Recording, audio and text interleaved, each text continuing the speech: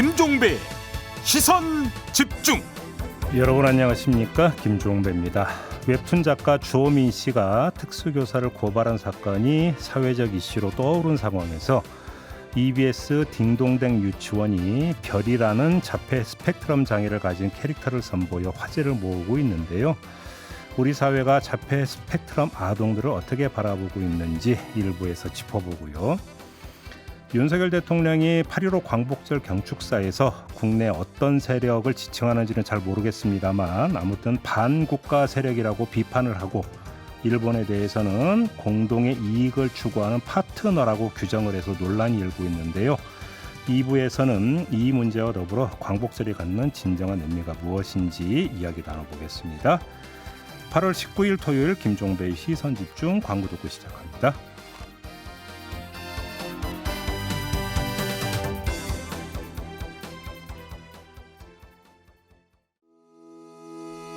시선 집중은 촌철님들의 다양한 목소리를 기다립니다. 짧은 건 50원, 긴 건 100원인 문자메시지 샵 8001번, 스마트 라디오 미니와 유튜브 라이브로도 시선 집중과 함께하실 수 있습니다.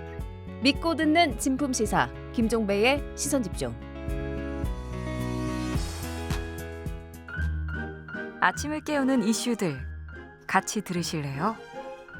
사람 냄새 나는 우리들의 이야기 도닥 토담. 네, 토닥토담 세 분과 함께합니다. 문화심리학자 한민 작가 모셨고요. 어서 오세요. 안녕하십니까.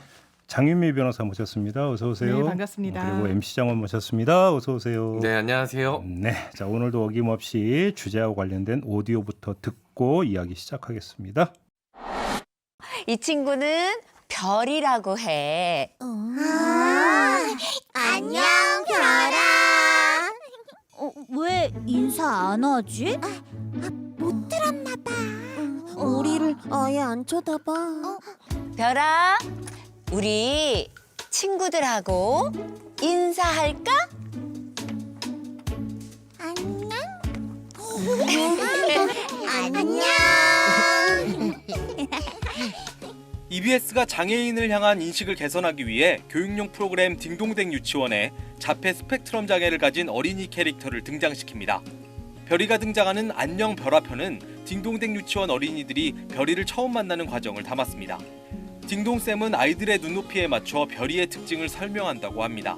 자폐 스펙트럼 장애는 사회적 상호작용과 의사소통에 어려움을 보이며 활동이 제한적이고 반복적인 특성을 보이는 장애로 지난해 화제의 드라마 이상한 변호사 우영우의 주인공이 가진 장애이기도 합니다. 네, 오늘 1부에서는 이 이야기를 좀 해야 될 것 같은데요. 지금 잠깐 오디오에도 자폐 스펙트럼 장애에 대한 설명이 나오긴 한데 좀 추가 설명이 필요할까요? 아니면 이제 변호사 우영우를 통해서 이제 많이 접하셨기 때문에 굳이 설명이 필요 없을 수도 있을 것 같은데 우리 그래도 작가님이 좀 짧게라도 좀 다시 한번 설명해 주신다면. 일반적인 자폐 스펙트럼 장애의 그 특징을 이렇게 잘 요약을 한 캐릭터인 것 같습니다. 그러니까 자폐가 이제 스펙트럼이라고 해가지고 굉장히 그 증상이라든가 이런 폭이 굉장히 넓은데요. 네.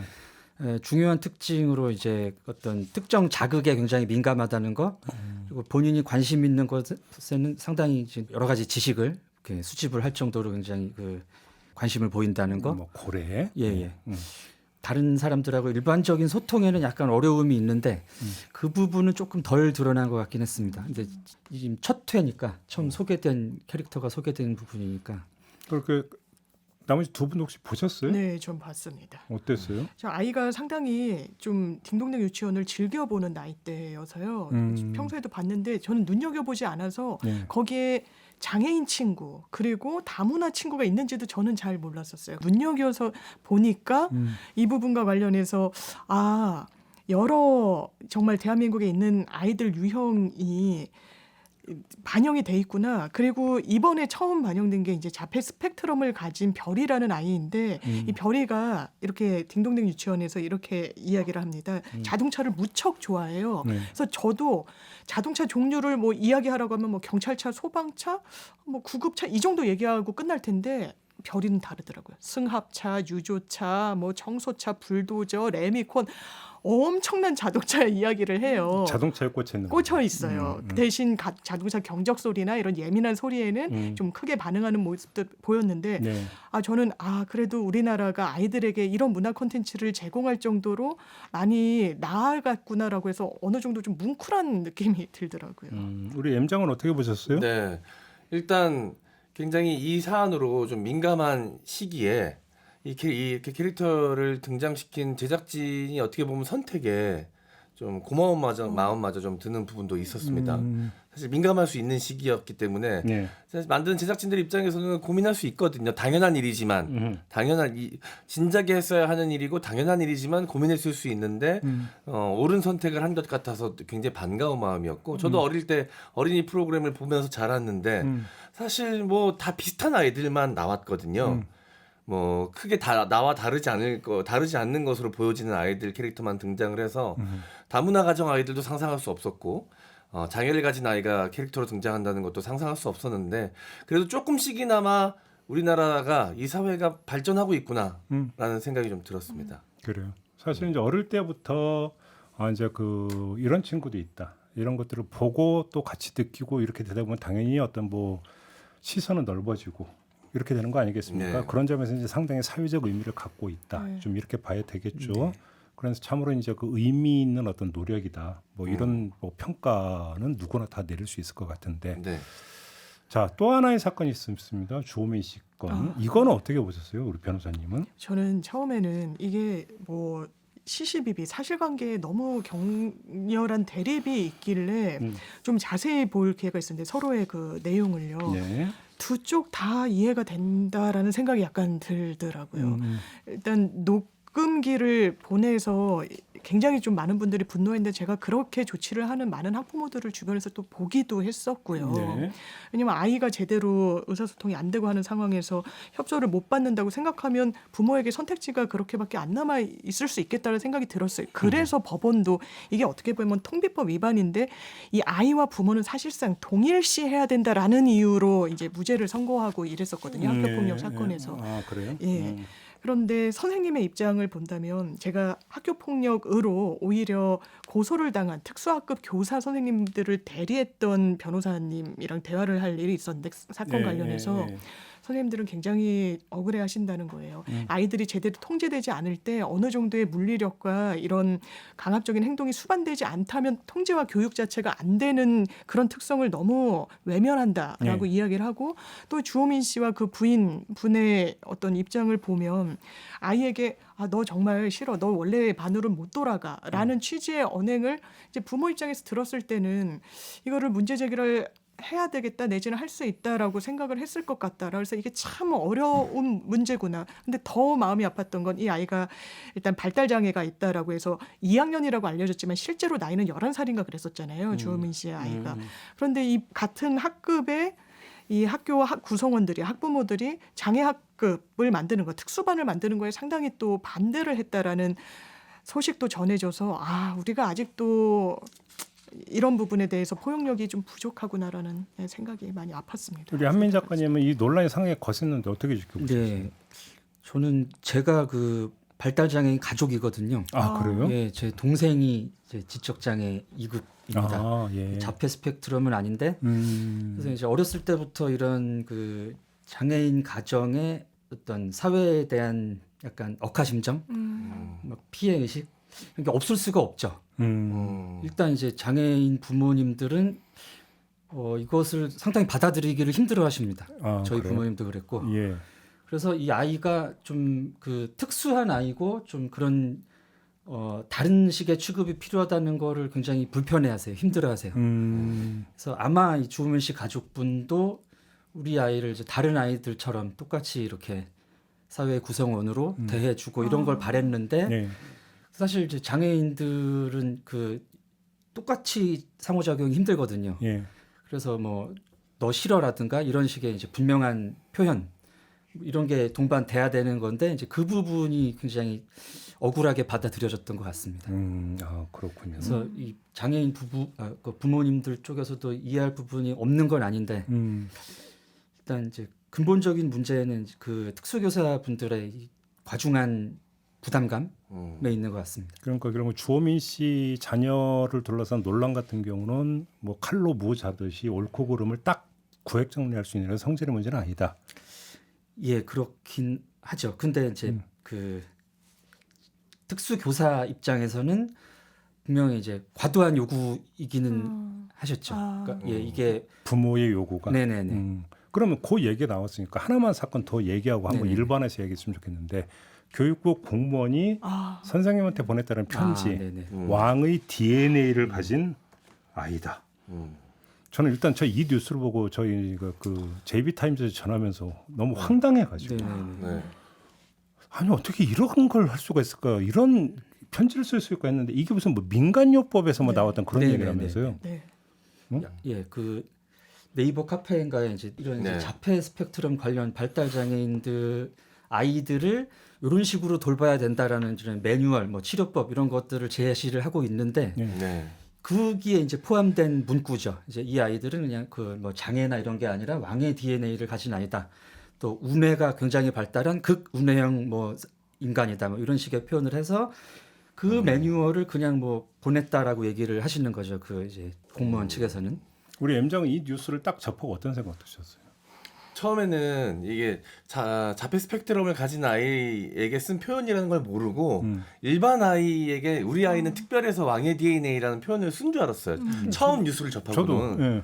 그래서 너무 깜짝 놀랐죠. 그러다가 이후에 이제 이어지는 보도를 보면서 이 장애 아이를 치료하면서 이게 그냥 다른 아이들과 다른 게 아니라 특별한 것이다라고 설명을 하기 위해서 이제 만들어낸 이론이다라는 이야기를 듣고 어떤 면으로는 좀 이해가 아예 안 가는 건 아니었어요. 물론 지금 여기서 이렇게 그 이론 내지 그 네. 처방이 맞다라는 맞다는 얘기는 이야기 아니에요. 아니라 절대 맞다는 아니에요. 이야기가 아닙니다. 네. 이게 뭐 그렇게 공신력이 있는 이론은 아니지만 그 자폐 스펙트럼 아이를 가지고 있는 아이를 키우면서 이 부모들이 겪는 어떤 사회적 고립감 이런 것들을 좀 해소시키기 위해서 나온 방안이겠다라는 생각은 들지만 이것에 대해서 정보가 없는 사람이 들었을 때는 그 거부감이 상당하거든요. 그러니까요. 그러니까 네. 여기서 사실은 냉정하게 아니 뭐 서로 그러니까 민간요법처럼해서 그들 사이에서 그런 얘기 한다면 그들 사이에서만 쓰면 되지. 네. 왜 그걸 선생님한테 그러면 그거를 그 여과 없이 보내느냐 뭐 이런 얘기 당연히 할 수 있는데 네.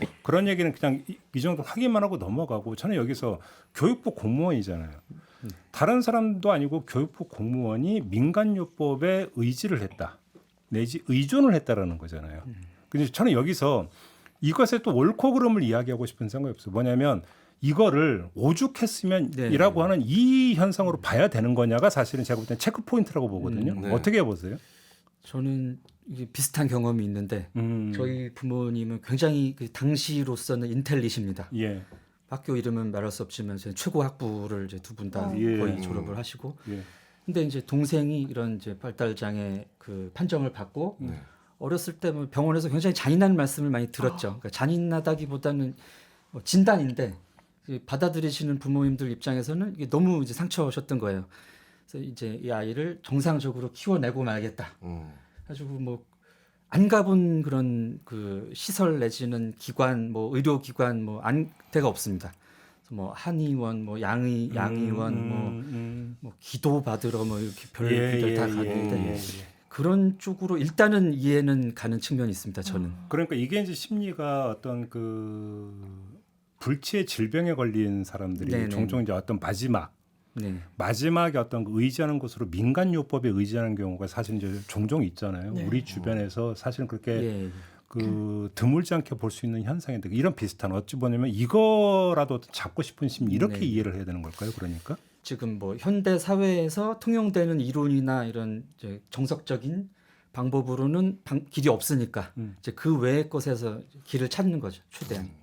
저는 다름인데 이 다름으로 받아들여져야 하고 사람들도 그렇게 인식하게끔 사회적 훈련이 돼야 된다라고 생각하는데 여러 매스미디어에서 장애인을 다룰 때의 특성도 보면 굉장히 특별함으로 다룰 때가 많아요.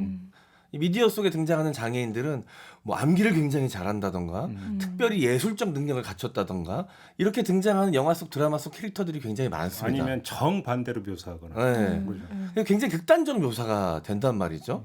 그래서 그냥 다름으로 우리와 조금 다를 수 있다는 거 누구나 다 다를 수 있잖아요. 똑같은 사람이 어디 있겠습니까? 그렇게 받아들여져야 되는데 이렇게 뭔가 자꾸 특별함으로 다루려고 하면 그러면 특별하지 않은 장애인은 우리 사회 안에서 적응할 수 없는 걸까? 장애가 있다는 이유로 특별해야 되는 건가? 이런 인식이 자꾸 생기는 것도 저는 굉장히 위험한 부분인 것 같습니다. 저는 여기서 좀 제가 좀 너무 기계적인 사람이라 그런지 모르지만 네. 도식적인 분류가 우리가 지금 사례를 3개를 얘기했잖아요. 네네. 도식적인 분류가 좀 가는 것 같아요. 딩동댕 유치원이 있었고 네. 네.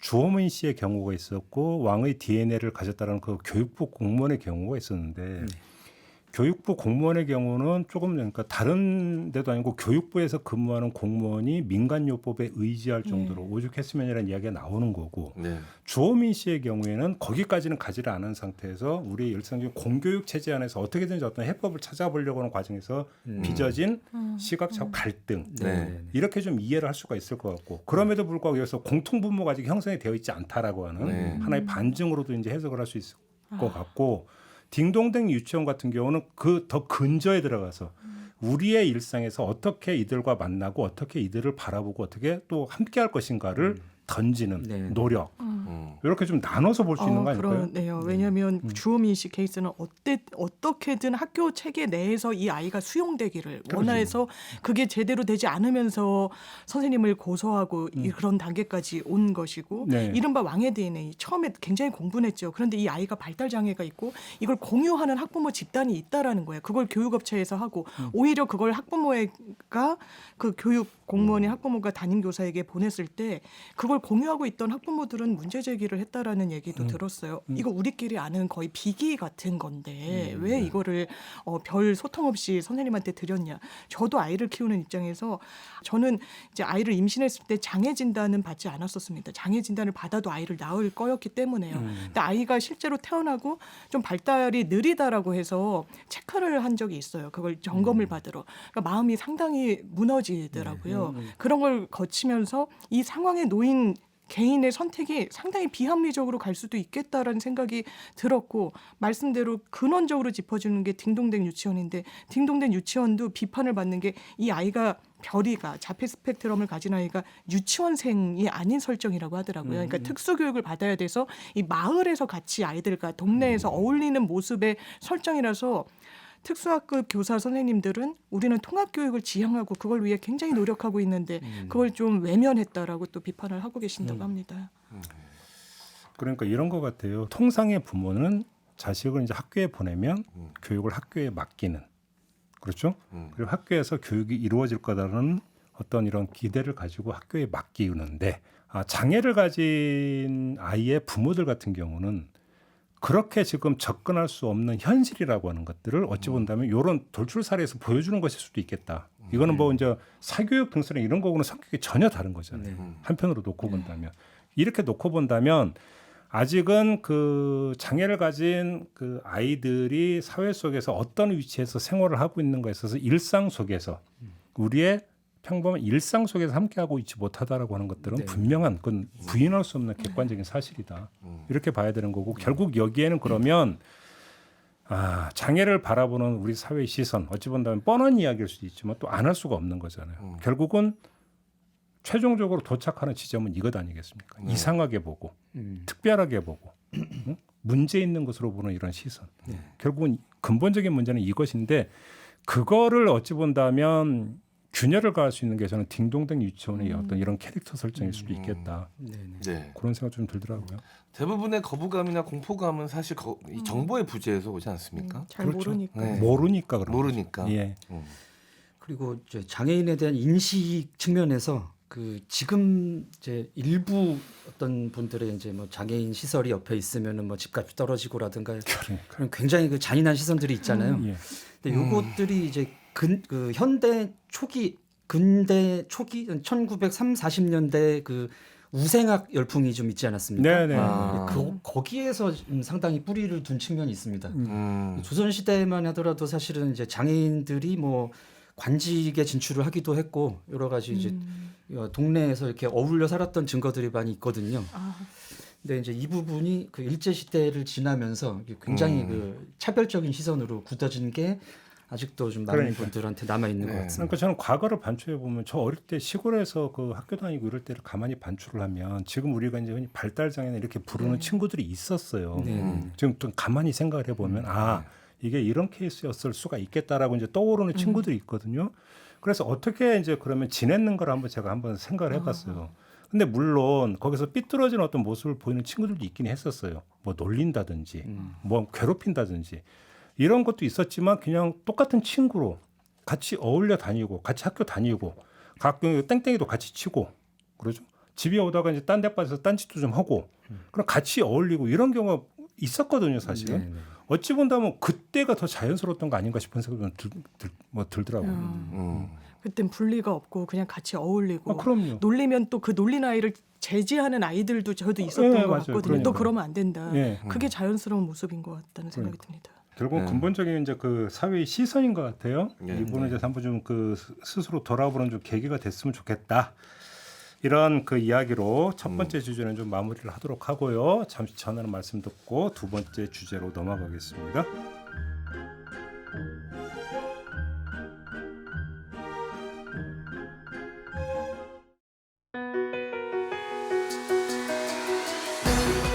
함께 가야 할 길을 묻습니다.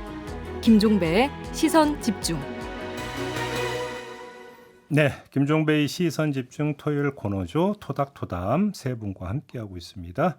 MC 장원, 장유미 변호사, 한민 문화심리학자 세 분과 함께하고 있는데요. 자, 2부에서도 주제와 관련된 오디오 듣고 이야기 시작하겠습니다. 우리의 독립운동은 자유민주주의 국가를 만들기 위한 건국운동이었습니다. 일본은 이제 우리와 보편적 가치를 공유하고 공동의 이익을 추구하는 파트너입니다. 코로나19로 중단됐던 일본 정치인들의 야스쿠니 신사 집단 참배가 4년 만에 부활했습니다. 기시다 총리는 직접 가는 대신 공물을 바쳤습니다. 기시다 총리는 외무장관 시절부터 독도를 분쟁 지역화하려는 속내를 드러냈습니다. 국가 간 분쟁이 생겼을 때 재판을 신청할 수 있는 UN 국제사법재판소.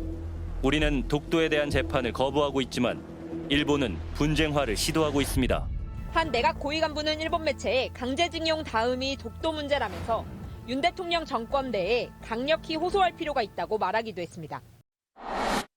네, 윤석열 대통령의 광복절 경축사가 계속 논란이 되고 있는데요. 일단 우리 세 분의 일감을 한번 좀 들어보고 싶은데 장유미 변호사님은 어떻게 들으셨습니까? 전 너무나 깜짝 놀랐습니다. 왜요? 이게 대한민국의 대통령이 지도자가 광복절에 국민을 향한 메시지로 전 세계를 향한 메시지로 과연 입에 담을 수 있는 말인가. 그렇게 치고는 너무 무도하다. 공산 전체주의 세력이 활개치고 있다라고 그랬어요. 지금 우리나라에.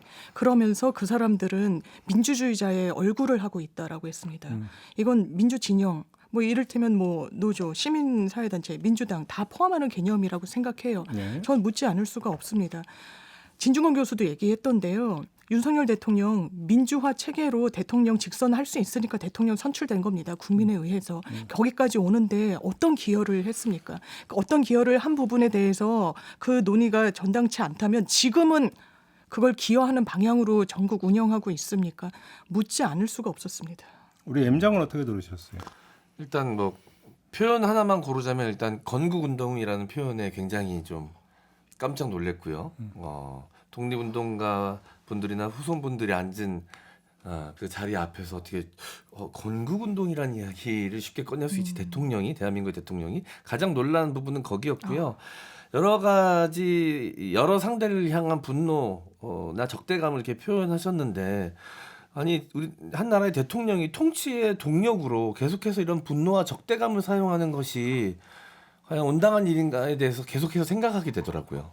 사실 그럼 그 대통령이 계속해서 통치의 방식을 그런 식으로 가져가다 보면 국민들의 정서로 따라갈 수밖에 없는 부분이 분명히 있을 거거든요. 우리 사회가 왜 이렇게 계속 분노로 가득 차가는가에 대해서 저는 계속해서 그 원인에 대해서 고민을 갖고 있었는데 어떻게 보면 한 원인을 찾은 것 같다는 생각마저 들었습니다. 뭔데요?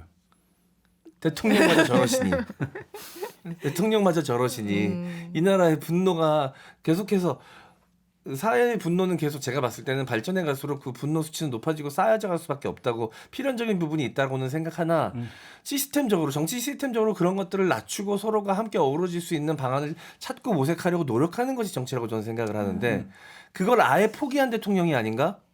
라는 생각마저 들었습니다. 한민 작가님 어떻게 됩니까? 예, 그 저희 큰 이모께서 이런 말씀을 하신 적이 있는데 참 귓구멍이 2개라 얼마나 다행인지 모르겠다. 한 줄로 흘려보낼 수 있어서 듣는 순간 정말 귀를 의심하게 했고요. 그러셨군요. 예, 계속 기가 막혀가지고 가슴이 뛰고, 어머. 네. 그 정말 듣도 보도 못한 모든 단어 하나 하나를 처음 듣는 것 같은 신선함과 충격이었습니다.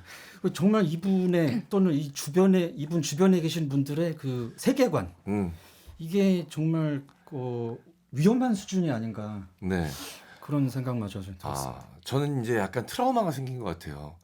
대통령이 발언하는 음성만 들어도 약간의 가슴 두근거림이 생깁니다.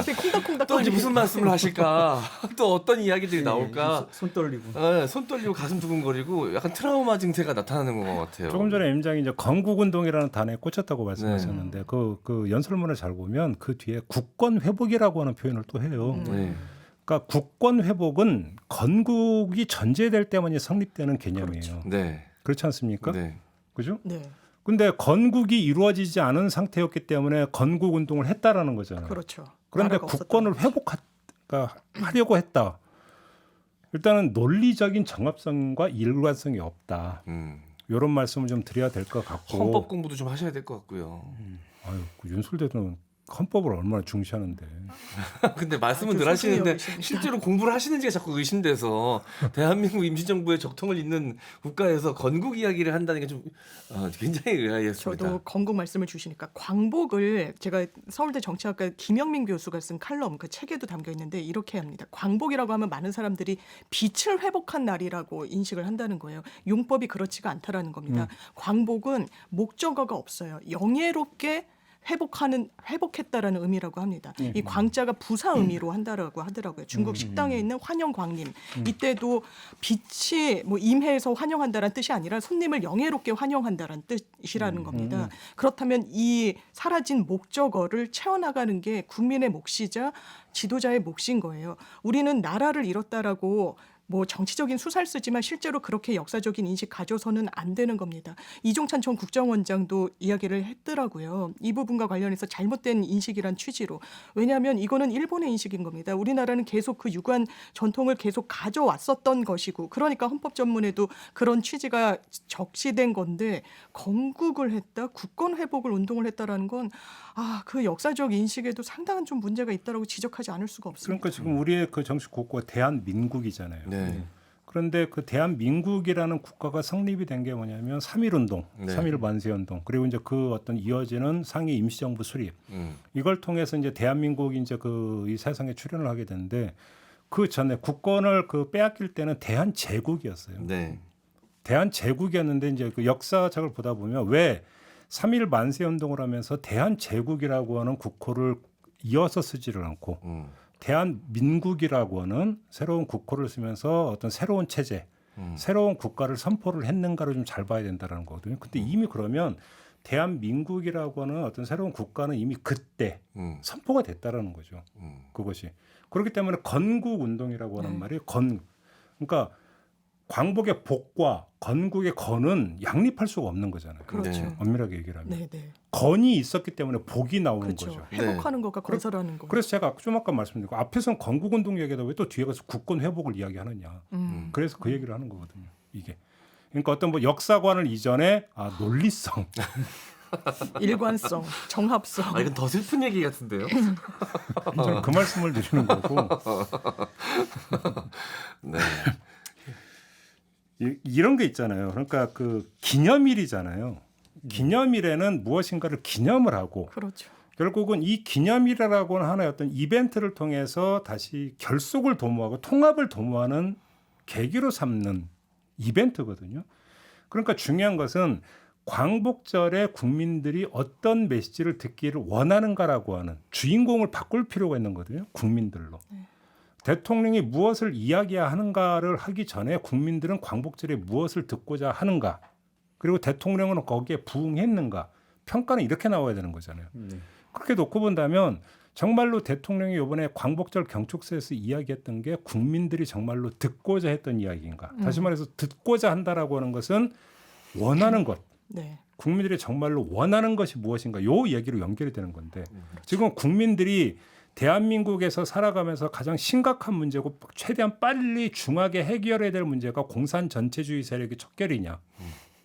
이렇게 되는 거잖아요. 그러니까요. 공산 전체주의라는 용법도 상당히 많이 쓰이는 통용되는 그런 단어가 아닙니다. 공산주의랑 전체주의를 묶어서 하는 거에 또 함의가 무엇인지를 지적하는 분들이 계시던데 지금 중국 러시아를 그러니까 사실상 공산주의 체계를 폐기를 했죠. 뭐 표방은 하고 있지도 않고 그래서 전체주의라고 명명하는데 그걸 공산주의와 전체주의 엮어서 같이 명명하면서 이걸 국내에 일부 세력을 또 그 프레임으로 조명하면서 가짜 뉴스를 퍼뜨리고 한다. 이런 인식에는 상당히 동의하기가 어렵습니다. 우리가 과거에 어떤 역사를 갖고 있었습니까?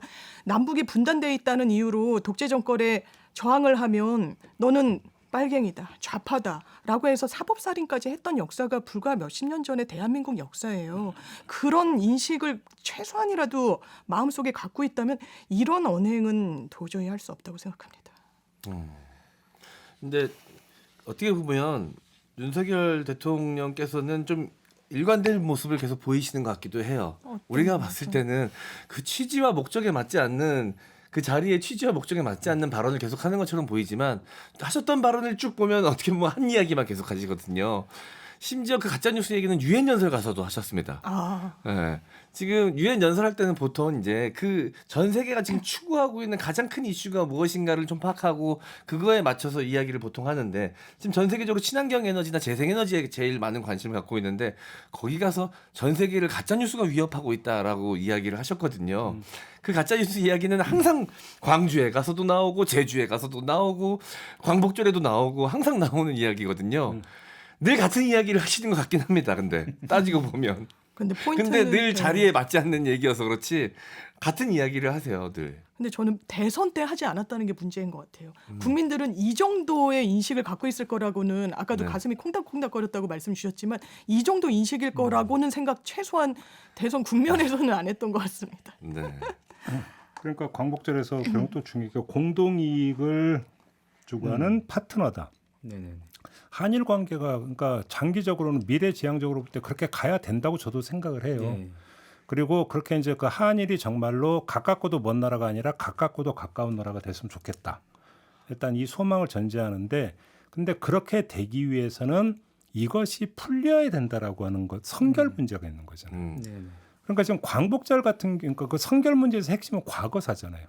그리고 과거사하고 맞닿아 있는 국가적 이벤트가 사실은 광복절이기 때문에 그러면 그 문제가 이러저러 해서 풀렸다라고 하는 것들을 먼저 이야기를 하고 고로 일본은 우리의 파트너가 됐다. 예를 들어서 최소한 화법은 이렇게 나와줘야 되는 거거든요. 근데 이러이러하게 해서 풀렸다라고 하는 것들은 거의 언급이 안 됐고 그다음에 내리 속에는 있는 거죠. 내가 용단을 내려가지고 한일 관계 정상화를 추구를 했기 때문에 일본과 관계가 개선이 됐고 그래서 파트너가 될 수 있는 토대를 마련했다. 본인은 그렇게 생각을 하고 있는 것 같아요. 근데 문제는 국가 기념일에서 그 이야기를 할 만큼 국민적 공감대와 국민적 공통인식에 터잡은 판단이냐 이게 중요한 건데 이게 지금 아닌 거 아니겠습니까? 아니죠. 그게. 그래서 일방적이라는 얘기가 그래서 나온 거죠. 그럼 일본이 어떻게 나오는지를 한번 볼 필요가 있을 것 같아요. 일본 8.15 야스쿠니 신사 참배했죠. 공물을 보냈습니다. 그리고 언론에 타전되는 소식들을 보면 일본 정부 인사가 이렇게 이야기한다는 거예요. 독도는 일본 땅이야. 윤석열 정부는 임기 내에 이 문제 해결하라고. 언론도 여기에 굉장히 힘을 실어주고 있습니다. 일본의 현지 언론들이. 심지어는 그런 보도도 있었습니다. 총선 앞두고 훨씬 빨리 후쿠시마 오염수 방류를 해달라고 정부 측에 요구가 있었다는 보도도 있었어요. 일본은 지금 그러고 있습니다. 이게 파트너로서의 대한민국을 지위로 생각하는 국가라면 할 수 있는 행동입니까? 저는 아니라고 생각합니다. 일방이 우리가 가까운 나라다. 과거 청산해야 된다. 우리 미래 지향적인 관계 가져가야 된다. 이거는 어느 정도 합이 맞아야 하는 거 아니겠습니까? 예. 그 지금 대통령께서 일본에 대해서 굉장히 환상을 가지고 계신 것 같아요. 그래요? 기사에 나왔던 건데 이제 부친한테서 그 일본에 대한 그런 여러 가지 좋은 인상들 그런 이제 교육이 여러 큰 인상을 주었을 것이다라는 분석을 했습니다. 대통령 아버님께서 그 문부성 교육 장학생. 예, 장학생 1호셨고 또 이제 대통령 본인께서도 이제 60년대 일본 가서 굉장히 좋은 인상을 받았다. 일본 정말 아름다운 나라고 일본인들 정말 깨끗하고. 정직하고 친절하고 뭐 이런 얘기들 하셨는데 이게 일본의 굉장히 일부만 보고 하시는 그 잘못된 인식이거든요. 아, 우리 또 작가님이 일본 문화심리 쪽으로 또 정통하시잖아요. 네. 그 책을 네.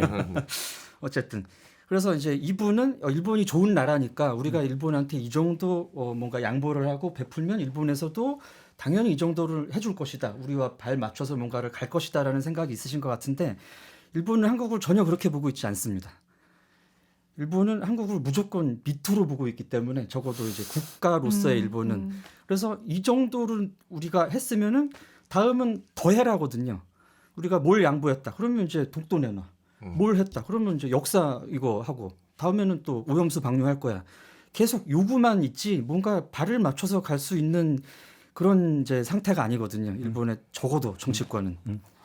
그 부분에 대한 이해가 굉장히 없으신 것 같아요. 좀 전에 뭐 장윤미 변호사께서 오염수 조기 방류를 뭐 요청했다 이런 얘기인데 뭐 하여간 또 이제 뭐 그 장관은 확인이 필요하다고 네. 이야기를 했는데 또 확인을 좀 해보도록 하고요. 근데 저는 궁금한 게 작가님께 하나 좀 더 여쭤보고 싶은 게 8월 15일이 우리에게는 광복절이잖아요. 네네. 일본인에게 8월 15일은 어떤 의미를 갖고 있습니까? 종전일이라고 하죠. 종전일. 예. 그래서 이제 전쟁이 끝난 날이다라는 뉘앙스가 있는데 패전일도 아니고 종전일. 예. 그래서 이제 일본 사람들이 또 이제 역사 교육이 잘 안 돼 있지 않습니까? 네, 그렇다면. 그래서 이 많은 대다수의 일본인들은 이게 누구랑 전쟁을 했는지도 몰라요. 아 진짜 그 정도요? 예.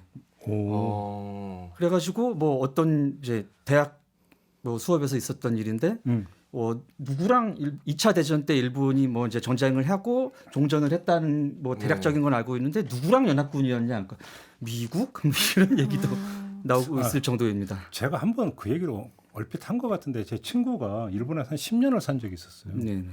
근데 이제 광복절만 되면 3.1절만 되면 우리나라에서 이런 메시가 이제 나온다는 게 대통령에서 이런 게 있다는 게 일본 언론에 보도가 될 거 아닙니까? 네네. 근데 이제 자기가 새들어 살고 있는 주인집 아주머니가 자기를 붙들고 물어보더래요. 도대체 왜 너희 나라는 잊을만 하면 자꾸 우리나라 갖고 자꾸 이러냐. 그래서 아니 그 뭐 일본 제국주의가 어떻게 했고 이런 거 모르세요. 우리가 언제 그랬는데? 아니 그러더래요. 그래서 저는 에이 뻥치네. 그랬더니 아니 실제로 그렇대요. 네. 모른대요. 교육의 문제네요. 인식이 없습니다. 그러니까 이 현대 사회에 들면서 이제 그 국민들이 국가 정체성을 어느 정도는 동일시를 하고 우리가 어떤 일들을 했다. 우리가 과거에 어떤 뭐 일을 저질렀고 무슨 일을 해왔다라는 인식이 현대 사회에서는 좀 일반적인데 일본인들은 이제 신민이라고 그러죠. 그렇죠. 중세 이전의 이제 국민들. 그래서 뭐 시키면 시키는 대로 하고 그 전에 뭐 생업에 충실하고 이런 쪽에만 초점이 많이 맞춰져 있는 것 같아요. 아니 그러니까 윤석열 대통령의 취지는 이제는 좀 과거사 인식에서 벗어나자. 새로운 인식을 가져야 된다. 이제 중립적으로 그러니까 평가적으로 그런 거잖아요. 네. 근데 문제는 일본의 인식이 안 바뀌어 있는 거잖아요. 바뀌지 않은 걸 둘째치고 인식이 거의 없잖아요. 예, 바뀌기 이전에 인식이 형성돼 있지 않습니다. 그러니까요. 그런데 무슨 파트너냐고 이 얘기는. 그러니까 그렇죠. 파트너라는 개념이 성립이 되려면 둘이 어깨를 나란히고 같은 곳을 바라볼 때 파트너가 되는 거 아닙니까? 근데 지금 아예 한쪽은 시선을 안 맞추고 있는데 어떻게 파트너가 되는 거예요, 그게? 독도 문제도 그래요. 그 이제 일본에서는 다케시마라고 하지 않습니까? 네. 그래서 이제 독도 이제 다케시마가 자기네 땅이라고 우기는데 조사를 하면은 설문 조사를 하면은 당연히 일본 땅이다. 그리고 최근에 그 광고가 나왔습니다. 네. 다케시마 주상 대대로 일본인들이 개간해서 살던 땅인데 가지를 못하고 있는데 이게 말이 되냐 뭐 이런 얘기가 있는데 독도가 뭔지 모른다는 얘기죠. 다케시마를 뭔 개간해서 뭘 살긴 뭘 살아. 독도는 사람이 산 적이 없는데. 바위섬인데. 그래서 그 왜 그런 얘기가 나오느냐 하면은 다케시마라는 섬이 몇 개 있어요 일본에. 그래서 그건 줄 아는 거예요 일본 사람들이. 그거를 왜 한국 사람들이 자기네 땅이라고 그러냐. 그래서 그게 말이 안 된다는 얘기를 하는 겁니다. 그러니까 도저히 시선이 맞지 않는 상태에서 지금 얘기가 가서 헛돌고 있는 거죠. 집안에서는 거친 말도 서슴없이 하고 가족들을 굉장히 권위주의로 다스리는 아버지가 밖에 나가면 오만 사람한테 고개 숙이고 약한 모습 보일 때 그런 가정들이 있거든요. 그런 아버지 상들을 종종 보죠. 네. 그러니까 저는 약간 범위를 넓히면 광복절 경축사를 넘어서 그러니까 이제 어제 그제 전해진 뉴스가 이제 그 강제 배상 그 강제 동원 피해자에 대한 그 배상 제3자 대의변제라면서 이제 만든 그 재단이 그 공탁 관련한 걸 불수리하니까 이의 신청을 냈는데 이의 신청 그 사유서 보셨죠 뉴스? 네. 이거 보니까 제가 진짜 기함을 했는데 논리 중에 하나가 왜 그 일본에게 사과를 요구하느냐? 그거는 우리의 헌법에 명시된 양심의 자유를 침해하는 거다.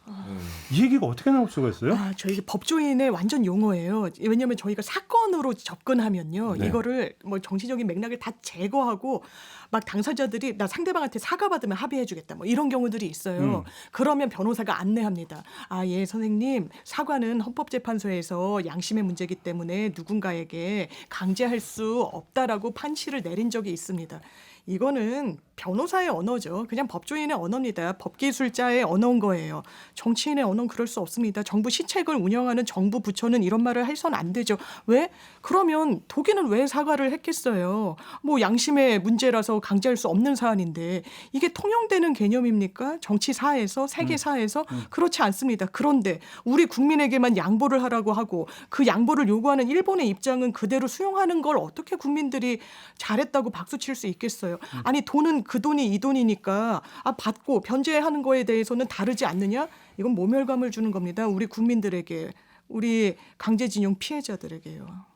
그러니까 사실 사과라고 하는 것들이 과거사를 정리하고 파트너가 되기 위한 아주 기초적인 선결 과제인데 그게 헌법상 양심의 자유를 침해한다고 이렇게 이야기를 해버리고 필요 없다고 주장을 해버리면 거기서 국민적 어떤 그 공감대가 형성이 되고 공론이 통일이 될 수 있느냐라는 거예요, 제 얘기는. 예?